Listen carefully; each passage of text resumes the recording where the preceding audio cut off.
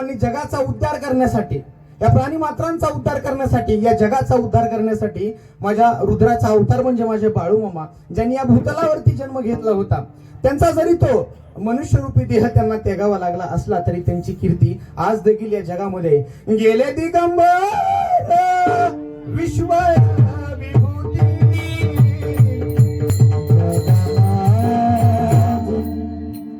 जरी या जगातून भूरूपातून जरी बाळूमामांनी तो मनुष्यरूपी देह त्यागला असला तरी मला बाळूमामांचे चमत्कार, बाळूमामांची कीर्ती आज देखील या जगामध्ये शिल्लक आहे.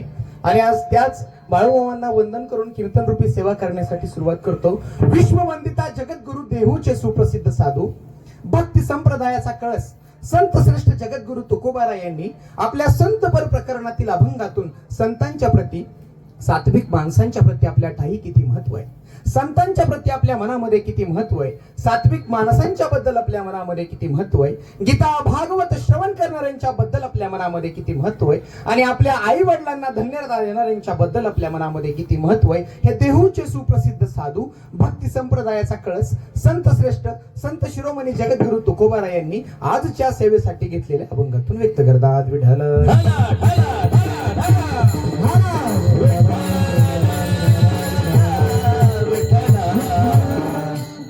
महाराज म्हणतात, आपुलिया हिता जो असे जागता. मनुष्याने जन्माला आल्यानंतर आपलं हित कशात याचा विचार केला पाहिजे, आपल्या जन्माचं सार्थक कशाने होणार याचा विचार केला पाहिजे, हित साध्य होईल तसं जगलं पाहिजे आणि हित साध्य होण्यासाठी जगलंही पाहिजे. विठ्ठल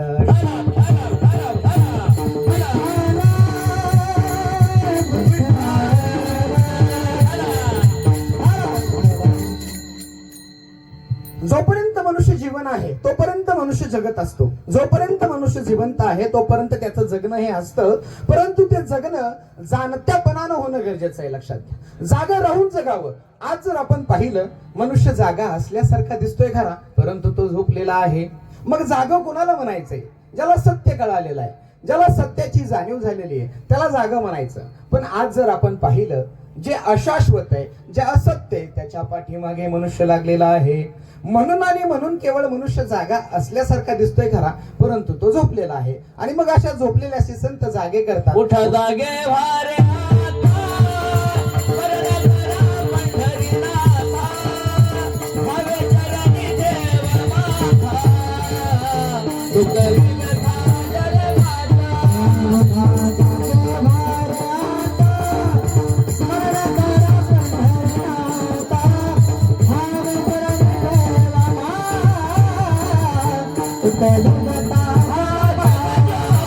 होऊन काय करा, तर माझ्या आतापूरच्या बाळूमामाला शरण जा.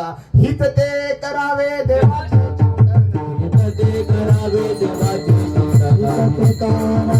परंतु आपण भगवंताला विसरतो. म्हणून आपल्यासाठी संसार कसा आहे? दुःखाचा आहे. दुःख बांधवडी या हा संसार, सुखाचा विचार नाही कोठी. आपल्यासाठी संसार कसा आहे? दुःखाचा आहे. आपल्या संसारात सुखाचा विचारच नाही. याच्या उलट संतांसाठी संसार कसा आहे? अवघाची संसार, अवघाची संसार सुखाचा करीने, अवघाची संसार सुखाचा करीने, अवघाची संसार सुखाचा आहे. कारण त्यांनी सत्य ओळखलेलं आहे, सत्याची जाणीव त्यांना झालेली आहे, म्हणून त्यांच्यासाठी संसार सुखाचा आहे. आपल्याला संसारापलीकडे हित कळत नाही, म्हणून आपल्यासाठी संसार कसा आहे? दुःखाचा आहे. अजून काय घ्यावं? मी फार तपशिलात शिरत नाही.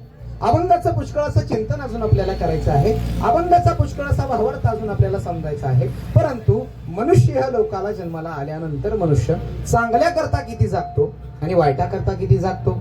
आम्ही सुद्धा जागतो. हो, आम्ही सुद्धा जागतो. पहाटेच्या 4 वाजेपर्यंत जागतो, परंतु हिता करता नव्हे तर करमणुकी करता जागतो. विठ्ठल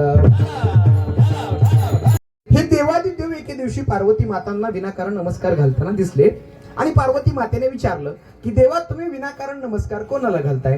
त्यावेळी पार्वती मातेला देव म्हणाले की माझ्या प्रिय दैवताचं नाम श्रीराम आहे आणि माझ्या श्रीरामांचं जे नामस्मरण करतात, माझ्या प्रिय दैवताचं नामस्मरण जे मुखामध्ये घेतात, जे एक श्रीराम म्हणतात, त्यांना मी 3 वेळा नमस्कार घालतो. लक्षात घ्या, जर देवादी देव महादेव आपल्याला जर नमस्कार घालत असतील तर भगवंताच्या नामस्मरणामध्ये किती ताकद आहे? पार्वती माता दुसरा प्रश्न विचारतात की तुम्ही स्मशानभूमीमध्ये का जाता आणि तिथली राख तुमच्या शरीराला का लावता आणि मग देवादिदेव म्हणाले की स्मशानभूमी एकमेव असं ठिकाण आहे ज्या ठिकाणी मनुष्याचा अंत्य झाल्याच्या नंतर, मनुष्य मृत्यू पडल्याच्या नंतर त्याला त्या ठिकाणी अंत्यविधी करण्यासाठी गेला जातो.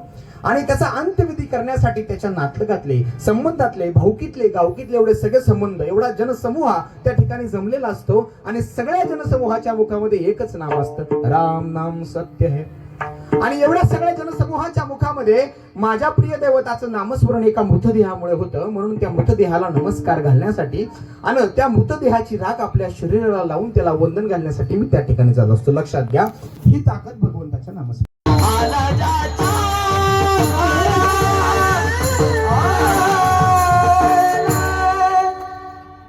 दुःख जवळ आलं की सांगून जायचं, देवाची जवळ येण्याची वेळ आली तशी या दोन्ही बापाटलावरती दुःखाची वेळ सुरू झाली.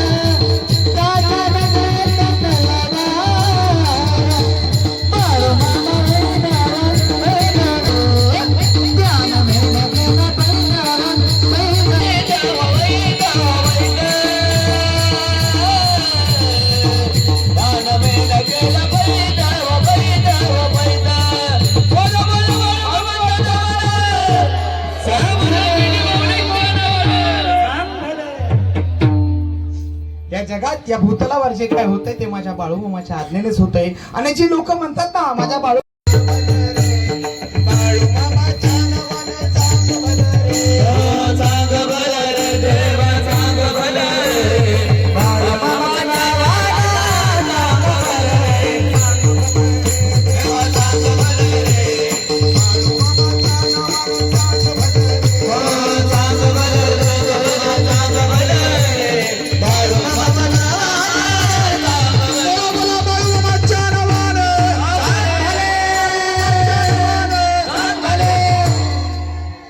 अर्धा तास तिचं भजन चाललं.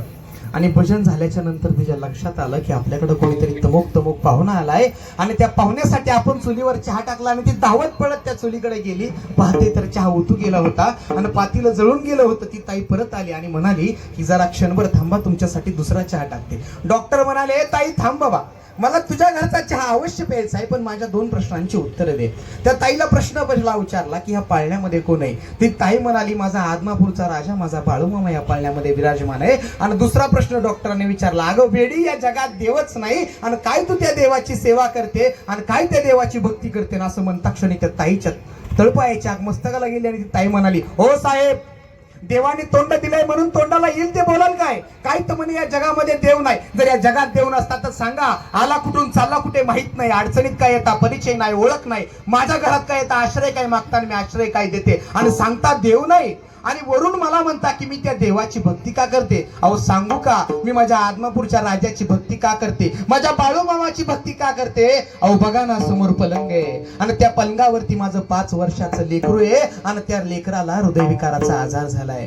आणि म्हणतात की दिल्लीमध्ये त्या मुंबईमध्ये कोणीतरी तमुक नावाचा डॉक्टर आहे आणि तो डॉक्टर हृदयविकाराचा स्पेशालिस्ट आहे. असं सांगतात की त्या डॉक्टरकडे जाणारा प्रत्येक पेशंट बरा होऊन घरी माघारी येतो. पण माझी एवढी ऐपत नाही की मी मुंबईला त्या डॉक्टरकडे जाऊ, माझ्याकडे एवढे पैसे नाही. पण माझी माझ्या बाळूमामावर एवढी श्रद्धा आहे, माझी माझ्या बाळूमामावर एवढा विश्वास आहे की मला माहितीये माझ्याकडे जरी आज पैसे नसले तरी माझा बाळूमामा, माझ्या बाळूमामाची सेवा एक ना एक दिवस अशा कुठल्या तरी माणसाला माझ्याकडे पाठविल आणि तो माणूस येऊन स्वतः मला बाळूमामा माझ्या त्या डॉक्टरांकडे घेऊन जाईल. लक्षात घ्या. आणि असं म्हणता क्षणी त्या डॉक्टरांच्या डोळ्यातनं पाणी आलं आणि घळघळ डॉक्टरांच्या डोळ्यातनं पाणी वाहू लागलं. आणि डॉक्टर म्हणाले, हे ताई, ज्याच्याकडे पैसा आहे, ज्याच्याकडे गाडी आहे, ज्याच्याकडे दौलत आहे, ती लोक भाड्याने गाड्या करून माझ्याकडे मुंबईला येतात. पण ज्याच्याकडे एकनिष्ठ बाळूमामाच्या नामाचं नामस्मरण आहे, साक्षात बाळूमामा त्या डॉक्टरला त्या ताईच्या कुठे खालील करण्याचं सामर्थ्य माझ्या बाळूमामाच्या नामस्मरणामध्ये. बोला बोला बाळूमामाच्या नावानं, बाळूमामाच्या नावानं, ही ताकद माझ्या बाळूमामाच्या नामस्मरणामध्ये. माणूस आलाय त्याला म्हणतात बाळूमामा, साक्षात आदमापूरचा राजा असं म्हणतात. आणि त्यांचा तळ त्या माळावर आलाय आणि म्हणतात की त्यांच्याकडे खूप सारी संपत्ती आहे आणि 1200-1300 मेंढ्या आहेत त्यांच्याकडं. आणि जशी ही बातमी गावात पसरली तशी बातमी त्या गावामध्ये होता एक गुंडाप्पा नावाचा दरोडेखोर त्या दरोडेखोऱ्या त्या लेकरांच्या उशाला जाऊन बसली, त्यांना कुरवळू लागली. का तर आता उद्याचा दिवस आपण बघायचा नाही, आपण सगळ्यांनी आत्महत्या करायच्या, सगळे रडायला लागले. आणि धोंडीबा पाटील एका मेढीला टिकून बसला आणि बसल्या बसल्या त्याला डोळा लागला. आणि डोळा लागला तसा त्याच्या डोळ्यासमोर त्याच्या स्वप्नात 6.5 फूट उंचाचा एक माणूस उभा येऊन राहिला, ज्याच्या खांद्यावरती घोंगड होतं, डोक्याला फेटा होता, कपाळी लावला होता भंडारा आणि काठी दन दन दन दन आपटत तो मनुष्य त्या धोंडीबा पाटलापाशी आला. आणि त्या धोंडीबा पाटलाला म्हणला, कार सुकाळीच्या धोंड स्वरूप तुळशीची माळ देवावनी डोळ उभा आहे नदीच्या काठला, पांडुरंगा बाळूमामाला भेटीला, पांडुरंगा बाळूमामाला भेटीला, पांडुरंगा बाळूमामाला भेटीला, पांडुरंगा बाळूमामाला भेटीला. मामांचं रूप बघितलं आणि हा धोंडीबा पाटील रूप बघतच राहिला. आरती झाली, आरती झाल्याच्या नंतर आता सगळे पंक्तीला बसणार आणि हा धोंडीबा पाटील तिथं उभा राहिला होता. तेथील भक्तांनी सांगितलं, माऊली जेवण करून घ्या. धोंडीबा पाटील बसला. पण ज्यावेळी त्या जेवणाच्या ताटामध्ये नैवेद्य आला, पोळीचा नैवेद्य, गोडाधोडाची खीर आली आणि ती खीर बघून त्याच्या पोटामध्ये उपाशी असणारी आपली लेकरं आली आणि मोडलेला घास त्या धोंडीबा पाटलाने तसाच त्या पंतरवाळीमध्ये ठेवला आणि म्हणला, माझी लेकरं उपाशी आहेत आणि हे गोडाधोडाचं त्यांनी खाल्लं नाही, उद्या जाताना माझ्या लेकरांना हे बांधून नेईन, माझी लेकरं खातील. आणि त्याने तशीच पंतरवाळी झाकली. उपाशी तापाशी गेलेला धोंडीबा पाटील तांब्यावर पाणी पिऊन तसाच उपाशी झोपला. सकाळ उजाडली, सकाळची आरती झाली आणि बाळूमामा म्हणलं, हे सुकाळीच्या धोंड्या इकडे येत चल. आणि बाळूमामा जवळ धोंडीबा पाटील गेला आणि धोंडीबा पाटलाला बाळूमामा म्हणाले, माझ्या बरोबर जेवायला बस. धोंडीबा पाटील म्हणला, नको मामा, जेवाय बस म्हणतोय ना. आणि मग बाळूमामाच्या आग्रहा खातर धोंडीबा बाबा नाही असतो तिथं जेवायला बसले. इच्छा नसताना पोटामध्ये उपाशी आहे, परंतु लेकरं आठवतायत म्हणून जेवू वाटाना. पण मामाचा आग्रह मोडू शकला नाही आणि जेवला. मामाने 2 रुपये खर्चाला दिले आणि म्हणाले, जा आता बिंदास धोंड्या. पण धोंडीबा पाटील आपलं दुःख आणि आपली व्यथा बाळूमामाला सांगू शकला नाही.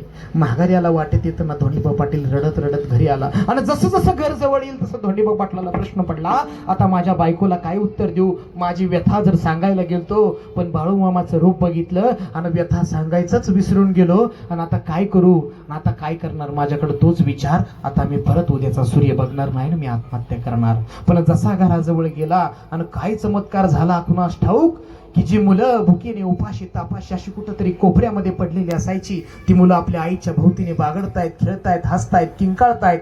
धोंडीबा पाटलाला बघून आश्चर्य वाटलं आणि जवळ गेला. जी पत्नी व्याकुळ होऊन, आज काही काम मिळतंय का, माझ्या लेकरांना पोटभर खायला मिळण्यासाठी कुठं काय पसाभर तांदूळ मिळतंय का, ह्या चिंतेने व्यथित असणारी पत्नी आज मेढीचा खांब पकडून माझ्याकडे वाट पाहते की पती कधी येईल. आणि जसा हा धोंडीबा पाटील जवळ गेला, ती म्हणाली, हातपाय धुवा, मी जेवायला वाढते. धोंडीबा पाटलाला प्रश्न पडला. त्याने आपल्या बायकोला हलवलं. अगं हा चमत्कार झाला कस काय म्हणायचं, अगं झालं कस काय म्हणायचं. तुझ्या घरात, आपल्या घरात अन्नाचा कण नाही, तांदूळाचा दाना नाही आणि तुम्हाला म्हणते जेवायला वाढ. मग ती धोंडीबा पाटलाची बायको म्हणाली, स्वामी, ज्यावेळी काल तुम्ही त्या बाळूमामांना शोधायला आपल्या आयुष्याचं कल्याण होईल. आणि मग त्यांची आखणी सुरू झाली. तो आपण इथं थांबायचं, 4 जणांनी तिथं थांबायचं, 5 जणांनी. त्यांचा सगळा प्लॅन तयार झाला आणि बरोबर जाऊन त्या दिवसात ते थांबले.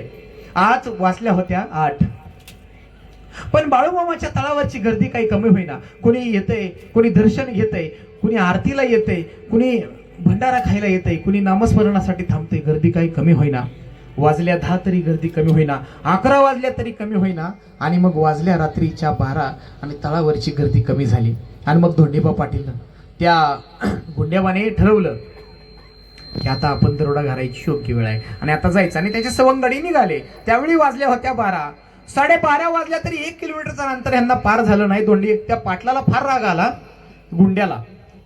तर गुंड्या काय म्हणला माहितीये का, अरे कसलं चालताय तुम्ही, 1 किलोमीटरचं अंतर तुम्हाला पार होत नाही, आपण दरोडा काढायला चाललोय, तिथं बसायला चाललो नाही, जरा बिगी बिगी चाला. आणि मग हे असा विचार करत करत वाजल्या 2 तरी अजून बाळूमामाचा तळ यांना सापडला नाही. मग आता ह्या गुंडाप्पाला फार राग आला. अरे तो म्हणला चालताय का काय करताय लेकाच्या नो, तळ येईना आता पळायचं. सगळी पळायला लागली, बिथम पळायला लागली, इतकी पळायला लागली 3 वाजले तरी तळ काय गावाना. अरे 1 किलोमीटरचा कळ. आणि मग ह्या गुंड्याच्या लक्षात आला, अरे बाबा काय बाळूमामा काय साधा सुद्धा माणूस नाही. कोणीतरी लोक तिथं आपल्या गावातली लोक जातात, अडचणी घेऊन जातात, म्हणजे नक्कीच बाळूमामाला काहीतरी चेतूक बितूक येत असणार बाबा, तवाच आपल्याला काय तळ गावाना. मग आता ही सगळी पळून इतकी कटाळी ती म्हणली, आता तळाव जो कुणी एखाद्याने मुस्कटात जरी हल्ली ना बारक्या पोरांनी आम्ही पिकळून पडू. आता आपली दरोडा टाकायची काही ताकद नाही. पण हा धोंड्या हुशार होता, हे आम्हीच दाखवायला लागला. काय म्हणायला लागला की अरे बाबा तुला घर बांधायचंय, तुला कौलं टाकायच्यात, मला माझ्या पत्नीला दागिनं घ्यायच्यात, आणि हे कधी होईल, आपण दरोडा टाकला तर होईल लाकेशनो, चला का. पण आता ही सगळी म्हणली नाही बाबा आम्ही माघारी फिरणार, आता आम्ही नाही जाणार. वाजले होते 4. पण तो हुशार होता, तो काय म्हणला बरं राहिलं, आता दरोडा टाकायचाच नाही, आपण जायचं बाळूमामाच्या तळावर तळ बघायला ना, आरती बिरती करायची, तिथं जायचं बसायचं, फक्त बघायचं की बाबा नेमका तळ का घावं ना. मग ही ताबा देऊन बसली. पहाटेच्या 6 वाजल्या, उजडला. आणि जशी लोक त्या तळावर जाऊ लागला तसा हा धोंडीबा पाटील बी तळावर गेला. समोर मामा बसले होते, बांजेवरती मामा बसले होते. फेटा होता, जरीचा शर्ट घातला होता, आणि त्या शर्टला सोन्याचं बटन, आणि खांद्यावरती आणि कपाळावरती हे लावलं होतं भंडार. आणि ते रूप बघून तो धोंडीबा बघत राहिला. मामा मात्र आपल्या काठीने काहीतरी गोल विडे मारत होते. आणि ते रिंगण मारता मारता मामाने त्याला म्हणले, कार भेगड्या आलास वैर हा. आणि असं इकडं तिकडं मग बिगड्या बघायला लागला की बाबा मामाला माझं नाव कोणी सांगितलं, मी तर कुणालाच माहित नाही, तर नाव कसं काय कळालं. का रे माझ्या तळावर दरोडा टाकायला निघालास होता आणि आलास होय. आणि असं म्हणता क्षणी मामांनी वर बघा, लेका मी इथं ब्रह्मांडाला बसून चक्रा मारतोय आणि तू माझ्या तळावर येऊन जर दरोडा टाकला लेका, तर या पृथ्वीला या जगाला मी बाळूमामा काय नाव सांगणार रे लेका, माझ्या तळावाला देव टाकायला. आणि मग हे म्हणता क्षणी धोंडीबाच्या लक्षात आलं की आपली चूक काय. धोंडीबा त्या ह्याला म्हणले की बाबा तू जर असे दरोडेखोर टाकले, दुसऱ्याचा घास हिसकावला आणि तुझ्या बायका पोरांना दिला, तुला पसनी लागेल का रे. आणि तुझ्या सोबत जे सवंगडे आले तुझ्या पापात भागीदार होतील का. आणि मग त्या गुंड्याच्या लक्षात आला आपण चुकलोय. तो पळत पळत गेला आणि मामांच्या पायावरती लोटांगण घातलं, मामांना क्षमा मागितली, माझं चुकलं. आणि मामांनी मग त्या धोंड्याला माफ केलं. आणि मामांनी त्या धोंड्याला आपल्या ह्याच्यामध्ये म्हणले, बाबा आता आलाय तर थांब, आणि मग आता माझ्या मेंढ्या माऊलींची सेवा कर. आणि त्या गुंड्याला त्यांनी तिथं सेवा करायला लावली. लक्षात घ्या, ही ताकद आहे. चोरा सोरांना देखील आमच्या बाळूमामांनी सुताला लावलेलं आहे. माझ्या बाळूमामांच्या सानिध्यात राहिलं तर मनुष्याच्या जीवाचं कल्याण झाल्याशिवाय राहणार नाही. अहो ज्या भीमा नावाच्या कुत्र्याने माझ्या बाळूमामांची सेवा केली, आज जिथं जिथं माझ्या बाळूमामांची ज्या तळ्यावरती माझ्या बाळूमामांची पूजा होती त्या ठिकाणी त्या कुत्र्याची देखील पूजा होती. अहो घोड्याने ज्या सेवा केली त्या घोड्याची देखील त्या प्रत्येक तळावर माझ्या बाळूमामांची पूजा होती, त्याचीही पूजा होती. लक्षात घ्या. अहो जर मुख्या प्राण्यांची पूजा होत असेल, वनस्पतींची पूजा होत असेल, त्या जनावरांची पूजा होत असतील, तर तुम्ही आम्ही हाडामानाची माणसं आपल्या आयुष्याचं कल्याण झाल्याशिवाय राहणार नाही. बोला बोला बाळूमामाच्या नावानं.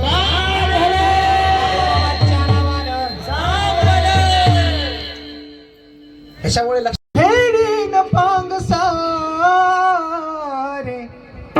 आनीन आरतीला हे सूर्य चंद्र तारे, आई तुझ्या पुढे मी आहे अजून तान, आई तुझ्या पुढेही माझी व्यथा कशाला, घे माय भू तुझे मी प्रेणीन पांग सारे आनीन आरतीला हे सूर्य चंद्र तारे, आई तुझे अशिते मी पाय धूळ घेता, आई तुझी अशिती गाईन रोज गाणी.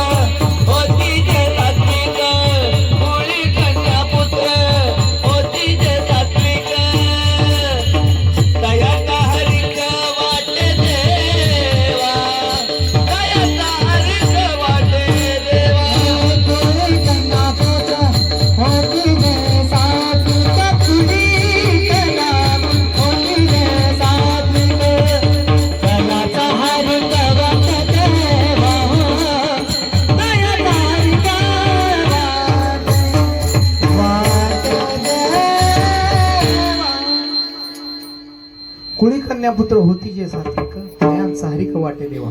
ज्या कुळीमध्ये सात्विक प्रवृत्तीची पुत्र जन्माला येतात कन्यापुत्र, त्याचा भगवंताला देखील हरिक वाटतो. हरिक म्हणजे खायचा हरिक नव्हे बरं का. आनंद कसा, आहा, आपल्या आई वडिलांची सेवा करतोय, नडलेल्या आडलेल्यांची सेवा करतोय, गरजूंना मदत करतोय, त्याला भगवंताला देखील आनंद वाटतो. वा, आपण ह्याला जन्माला घातला, भगवंताला देखील आनंद वाटतो. पण हाच जर अमानुष मुक्या जनावरांना आपल्या जिभीच्या चोचल्यासाठी मारू लागला तर भगवंताला आवडेल का हो? मुळीच नाही आवडणार. अहो, एका ठिकाणी असाच प्रसंग घडला. एका घरामध्ये असं सांगण्यात आलं की तुम्हाला पुत्र प्राप्ती हवी असेल तर एका गरोदर मेंढीला बळी द्यावा लागेल. आणि मग तो प्रकार सगळा त्या ठिकाणी चाललाय.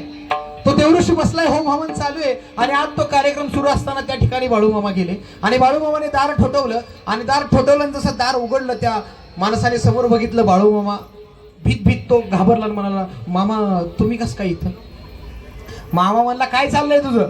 तुम्हाला काय नाही काय नाही. आणि मामा सरकन आत गेले, बघितलं मामाने तो होम हवन बघितला, तो चाललेला प्रकार बघितला आणि मामांच्या लक्षात आलं की इथं काहीतरी खिस्त मामा म्हणले त्या देवऋषीला, अरे पाप्या, दुसऱ्याचा जीव घेऊन दुसऱ्याला जीव कसा देणार आहे? किती बापाचा भागीदार होशील? आणि मामा तडकन बाहेर आले आणि तो मेंढीचा होणारा जीव बळी तो मामांनी तिथं थांबवला. आणि त्या शिंगाड्याला म्हणले, मामा अरे तुला पुत्र प्राप्ती पाहिजे, पुत्र होतील. लक्षात घ्या, ज्याला पुत्र नाही त्याच्याही नशिबामध्ये पुत्र देण्याची ताकद माझ्या बाळूमामाच्या नामस्मरणामध्ये. बोला बोला बाळूमामाच्या नावानं, बाळूमामाच्या नावानं. पण हे कधी तुम्ही तात्विक असाल तर, तात्विक तुम्ही सात्विक असाल तर. आज सात्विकता आहे का हो? आज सात्विकता बघायला आहे का? अहो, एका शाळेमध्ये 3 मुलांना उशीर झाला जायला आणि शिक्षकांनी विचारलं की बाबा तुम्हाला उशीर का झाला? त्यातला पहिला म्हणाला, अहो सर ते माझा रुपया हरवला होता आणि ती शोधत होतो त्याच्यामुळे मला उशीर झाला. दुसऱ्याला विचारलं, तुझी काय अडचण आहे बाबा, तुला का उशीर झाला? तो म्हणाला, ते काय झालं, ह्याचा रुपया पडलाय तो मी शोधू लागत होतो. आणि तिसऱ्याला विचारलं, बाबा तुझी काय अडचण आहे नेमकी? तो म्हणाला, ते काय झालं होतं नाही का, ह्यांचा जो रुपया पडला होता ना त्याच्यावर मी पायी धुवून उभं राहिलो होतो, हल्लो असतो सापडला असताना राव. अशी सात्विकता आजकाल म्हणजे सांगायला गेलं तर. अहो, सात्विकता काय असते? आपल्या आई वडिलांची मनोभावी सेवा करणं ही सात्विकता आहे. आपल्या आई वडिलांची स्वप्न, ती स्वप्न आपली मानून त्या स्वप्नांसाठी झटणं ही सात्विकता आहे. लक्षात घ्या, त्याच्यासाठी आपल्याला जर धन्यता मिळवून घ्यायचे तर आपल्या आई वडिलांनी देखील मुलांना सुसंस्कृत बनवलं पाहिजे, तसेच संस्कार घडवले पाहिजे. लक्षात घ्या, ही जी युगपुरुष, जी थोर पुरुष घडलेली आहेत, जी थोर लोक होऊन गेलेली आहेत, ती उगत झाली आहेत का? छत्रपती शिवाजी महाराज उगत झालेत का? त्याच्या पाठीमागे जिजाऊ साहेबांचं योगदान आहे. अहो, पुत्रही तसा असावा लागतो की आपल्या आई वडिलांचं स्वप्न, स्वराज्य निर्माण करण्याचं स्वप्न, ते आपलं स्वप्न मानून त्या स्वप्नासाठी झटणं ही सात्विकता आहे. कंडोळे पुढे म्हणतात. आज काय झालं? आपल्या दारापुढची तुळशी गेली आणि आपली माणसं हळशी झाली. आपल्या दारापुढची रंगोली गेली आणि आपली माणसं रंगोली झाली. एक्सक्यूज मी, मेरा दिल तेरे पे फिदा अशी म्हणणारी तरुण नापाप कारटी या महाराष्ट्राच्या मातीवर निर्माण झाली आणि या महाराष्ट्राचा इतिहास फार बदलून गेला. काय होता या महाराष्ट्राचा इतिहास? 5 सुलतानी सत्ता या महाराष्ट्राच्या उरावर थैया थैया नाचत होत्या. दिवसा ढवळ्या मंदिरं उद्ध्वस्त केली जात होती. दिवसा ढवळ्या आपल्या आया बहिणींच्या आबरूची लक्तरे विश्वर टांगली जात होती. आणि हे सर्व पाहून माझ्या जिजाऊ मातेचं अंतकरण तरमळत होतं. आणि तरमळणारं अंतकरण हेच सांगत होतं की कधी मिळेल त्या नारीला न्याय. आणि ह्या तरमळणाऱ्या, हळहळणाऱ्या, कळकळणाऱ्या अंतकरणाने शिवाय ही सात्विकता आहे. लक्षात घ्या, आपल्या आई वडिलांचं स्वप्न आणि ते स्वप्न आपलं स्वप्न मानून त्या स्वप्नांसाठी झटणं, ह्याच्यामध्ये खरी सात्विकता आहे. पण आज अशी सात्विक मुलं आहेत का हो? आपण ज्या मुलाला म्हणतो की माझा लाडाने प्रेमाने म्हणतो, माझा बब्या, माझा बब्या, माझा छकुल्या, माझा बंट्या, आणि हा बंटीच आपल्याला घंटी वाजवायला लावतो. लक्षात घ्या, कारण तुम्ही जे मुलामध्ये मुलींमध्ये भेदभाव करता, तुम्ही कधी असं ऐकलंय का हो की कुठल्या मुलीने आपल्या आई वडिलांना घरातून हाकलून दिले? मुळीच नाही, असं कधीच होणार नाही. पण याच्या उलट जो आपण लाडाने म्हणतो माझा वंशाचा दिवा, माझा वंशाचा दिवा, ज्याला आपण लाडाने जवळ घेतो, हीच मुलं आपल्या आई वडिलांना घरातून बाहेर हाकलून देतात. मध्यंतरीची सोशल मीडियावरची एक व्हायरल घटना, एक प्रचंड वेगाने सोशल मीडियावरती व्हिडिओ व्हायरल होताना मी पाहिलेला आहे. इथं बसलेल्यांनी मला सांगा, बाप्पाला कधी कोणी हंबरडा फोडताना बघितलंय का? मी साक्षात बापाला त्या व्हिडिओच्या माध्यमातून आपल्या मुलाला साकडं घालतोय की मला घरी घेऊन जा. काय म्हणतोय तो बाप? वृद्धाश्रमाच्या बंद खोलीमध्ये भिजून ओली चिंब होते सदऱ्याची बाई. वृद्धाश्रमाच्या बंद खोलीमध्ये भिजून ओली चिंब होते सदऱ्याची भाई. आणि तुझ्या आठवणीनं मन सारखं भरून येईल. पोस्टमन कधी कधी तुझी मनी ऑर्डर घेऊन ये. यावेळी तुझा पैसा नको, यावेळी तुझा पैसा नको बाळा, तू स्वतः येऊन जा आणि बाळा मला आपल्या घरी घेऊन जा. तुझी आई जिथे होती तेव्हा तिची चांगली साथ मला होती आणि सांगत होती सगळ्याला येईल माझा राजा. आणि कधी घेतला शेवटचा श्वास, झाला नाही गाजा वाजा, माझ्या हृदयात तिचा फोटो पाहून जा आणि बाळा मला आपल्या घरी घेऊन जा, बाळा मला आपल्या घरी घेऊन जा. दुष्काळाच्या साली बाळा जन्म तुझा झाला, दुष्काळाच्या साली बाळा जन्म तुझा झाला आणि तुझ्या दुधासाठी आम्ही चहा सोडून दिला. अरे वर्षाकाठी एकच कपडा शिवून शिवून ठिगळ लावून घातला गड्या, साल घातले आम्ही दोघांनी, मात्र तुला चांगल्या शाळेत घातला. हवं तर तू हे सगळं विसरून जा, पण बाळा मला आपल्या घरी घेऊन जा, बाळा मला आपल्या घरी घेऊन जा. काय म्हणतोय तो बाप? अरे केर कचरा काढीन मी फरशी लादी पुढे पुसीन, सुनबाईचं सगळं काही गप गुमान ऐकीन, नातवंडाची लहान सहान सगळं काम करीन, पण तंबाखूच्या इड्याला 1 रुपया सुद्धा मागणार नाही. घाबरू नकोस, त्यांचा आजोबा असं त्यांना कधी सांगणार नाही. तुझ्या घरचा घरघडी म्हणून घेऊन चल, पण बाळा मला आपल्या घरी घेऊन चल, बाळा मला आपल्या घरी घेऊन चल. थकले रे डोळे आता, थकले रे डोळे आता, प्राणकंठी आला आणि तुझ्या वाचून हा जीव नकोसा झाला. कसं सांगू तुला मी तुझा जन्मदाता आणि तू माझ्या वंशाचा दिवा. आणि किती रे यातना भोगू या थकलेल्या वृद्ध जीवा, आणि किती रे यातना भोगू या थकलेल्या वृद्ध जीवा. शेवटचं कडवं आहे. त्या शेतातल्या झाडाखालच्या थडग्याजवळ एकदा येऊन जा, त्या शेतातल्या झाडाखालच्या थडग्याजवळ एकदा येऊन जा आणि मला बाबा म्हणून जा, आणि जमलंच तुला तर पाया पडून जा आणि बाळा मला आपल्या घरी घेऊन जा, बाळा मला आपल्या घरी घेऊन जा. शोकांती काय माऊली? ज्या आई वडिलांनी आपल्याला जन्म दिला, जर त्या आई वडिलांना आधाराच्या वेळी जर आपण त्यांना असं घरातून हाकलून देत असेल आणि आधार करत असेल तर मला वाटतं निपुटीत राहिलेलं बरं. लक्षात घ्या. त्याच्यामुळे सात्विकता आणि तात्विकता फार महत्वाची. लक्षात घ्या. पण सात्विक कोण असतात? ह्या अभंगाच्या 3ऱ्या चरणात. गीता भागवत तेरी श्रवण, गीता भागवत तेरी श्रवण, गीता भागवत करीती श्रवण, गीता भागवत करीती श्रवण, गीता भागवत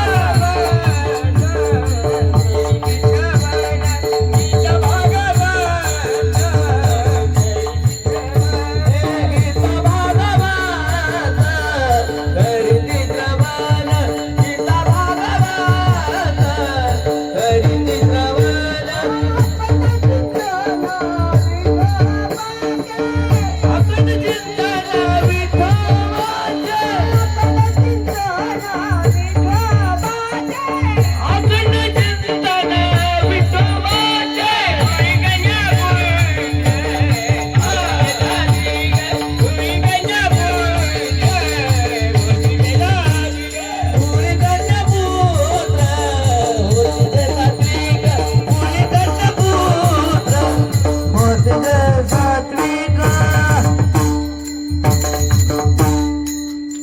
भागवत करीती श्रवण अखंड चिंतन विठोबाचे.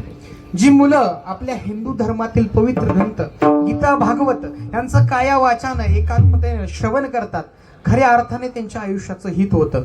जी मुलं गीता भागवत आपल्या हिंदू धर्मातील पवित्र ग्रंथ आहे त्यांचं श्रवण करतात आणि अखंड चिंतन माझ्या विठोबाच्या नामस्मरणाचं करतात आणि अखंड चिंतन माझ्या बाळूमामाच्या नामस्मरणाचं करतात, खऱ्या अर्थाने त्यांच्या आयुष्याचं हित होतं. आणि ही जी मुलं आहेत जी सात्विक आणि आपल्या हिंदू धर्माची पवित्र ग्रंथ गीता भागवत यांचं श्रवण करतात, जे जगद्गुरु तुकोबाराय आपल्या शेवटच्या अभंगातून सांगतात, शेवटच्या चरणातून, की त्यांच्या प्रती काय घ्या. तुका मने माझा